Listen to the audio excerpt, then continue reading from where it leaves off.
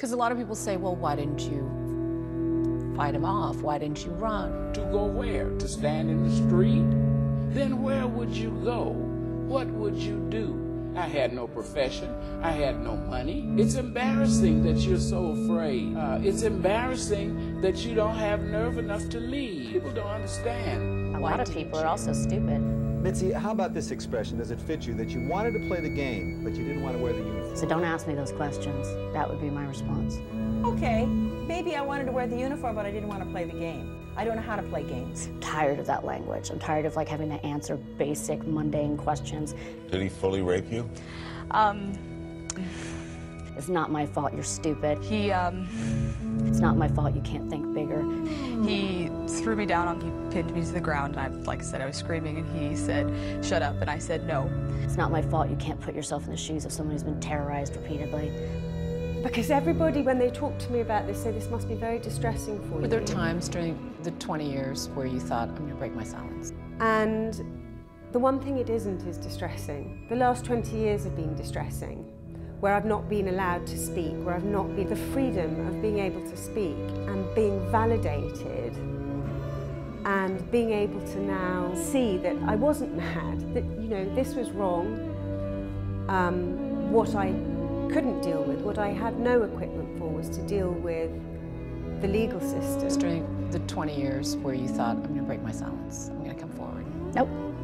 Why? You know, essentially I'd gone to the parents to say, you know, somebody's done something bad, and there was no recourse. Nope. And that was really shocking and very frightening to discover that The language and media the law couldn't help me. was not anywhere close to where it needed to be. It was one of the most important nights of the Me Too movement. Hollywood's biggest stars wearing black. And the black, stupid clothes that the stupid men wore. To rail against the system that allegedly allowed sexual misconduct to fester for decades. And I knew they were going to trot the activists out there for PR. It was the entire system, you know, and the system essentially protected that. Because if you have the power and the money to create agreements that cover up essentially a very serious, in this The truth case, of what it is. This is an international rape factory. I dread to imagine, you know, what other things are being covered up. Oh, thank you, Mr. Chairman. Mr. Secretary, is it policy of the U.S. government to reward companies that traffic in women and little girls? That's my first question. My second question. How adorable they are. Each time I see a little girl of 5 or 6 or 7, I can't resist a joyous urge to smile and say, thank heaven. I watched President Bush deliver a moving speech at the United Nations. Thank heaven for little girls. In which he mentioned the crisis of the sex trade. 4 little girls get bigger every day. The president called for the punishment of those involved in this horrible business. And I knew they were going to trot the activists out there for PR. Thank heaven for little girls. They grow up in the most delightful way. But at the very moment of that speech, DynCorp was exposed for having been involved in the buying and selling of young women and children. Those little eyes so helpless and appealing. And what was Mia's reaction when she found out about Suni? What happened was... One day will flash and send you crashing through the ceiling. crazy behavior that became, you know, terrible rage. Thank heaven for little girls. Death threats. Look. Thank heaven for them all, no matter where, no matter who. More than 90 women, including McGowan, have come forward to accuse the once powerful movie mogul of acts ranging from sexual misconduct to rape. Without them, what would little boys do? She accused me of child molestation. Thank heaven for little girls. Well, how do you explain the fact that DynCorp and its successor companies have received and continue to receive government contracts? They're not generally not barred in perpetuity. This contract this company was never in the penalty box. If you could proceed to my second question, please. The second question,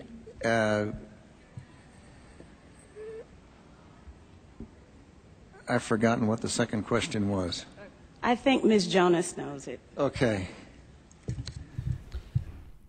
Did you assume that those relationships were consensual? You know, you had top agents, top movie stars, male and female, coming in hourly for meetings. This was his place of business. There were people there set up to help him rape. This is how it went. This is what it was. People, women, girls would be said, oh, you have a meeting or come to a party. They would show up and that party is just him.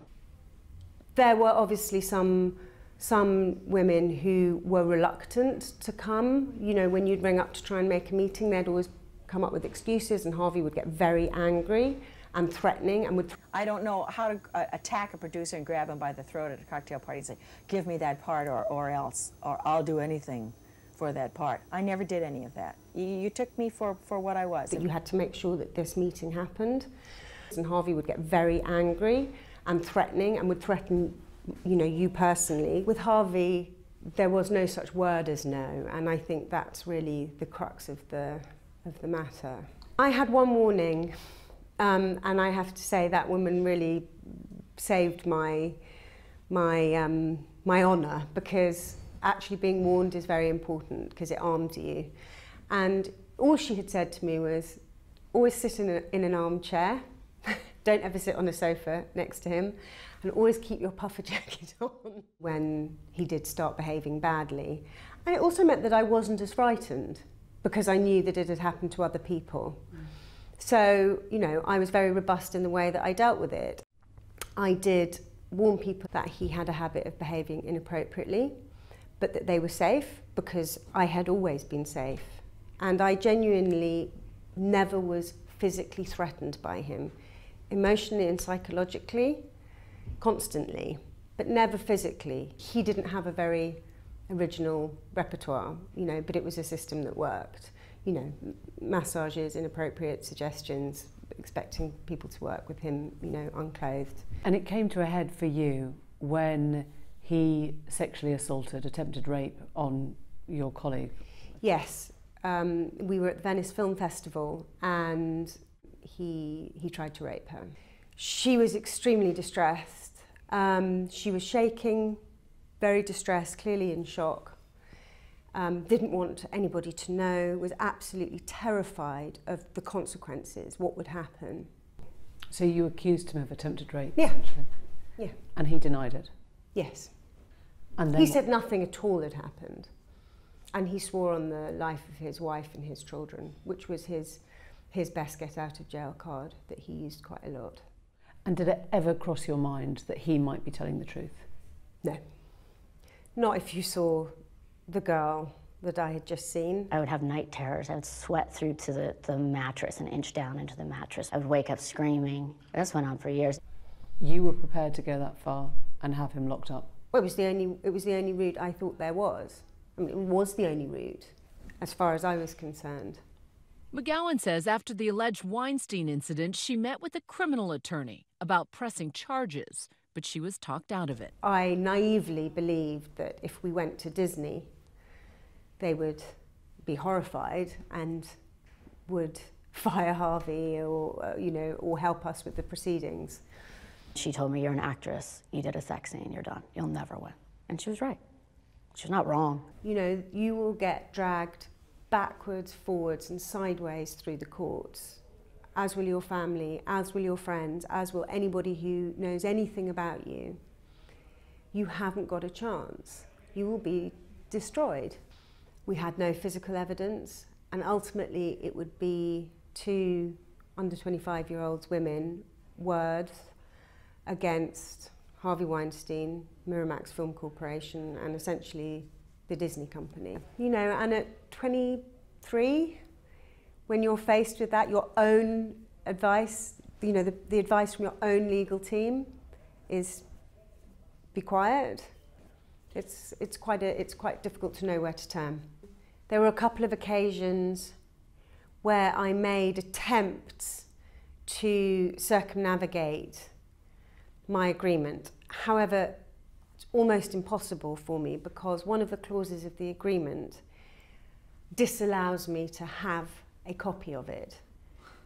So I don't actually have a copy of the agreement that I signed. Why?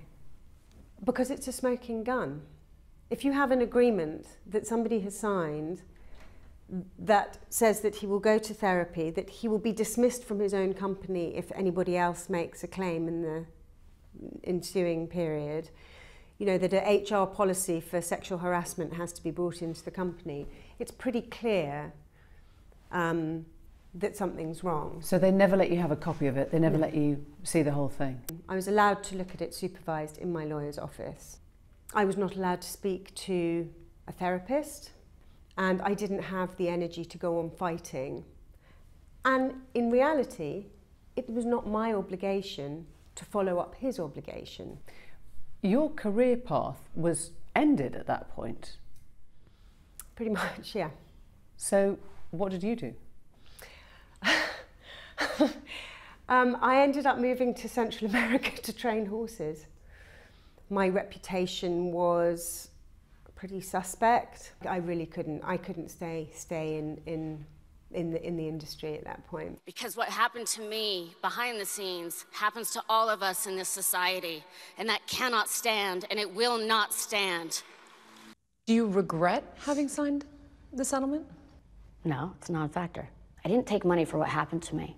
I took money because it's my only way of saying, literally my only way of saying, I did not like this. I did not want this. This was not consensual. Get off me. I took money because it's my only way of saying, literally my only way of saying, I did not like this. I did not want this. This was not consensual. Get off me.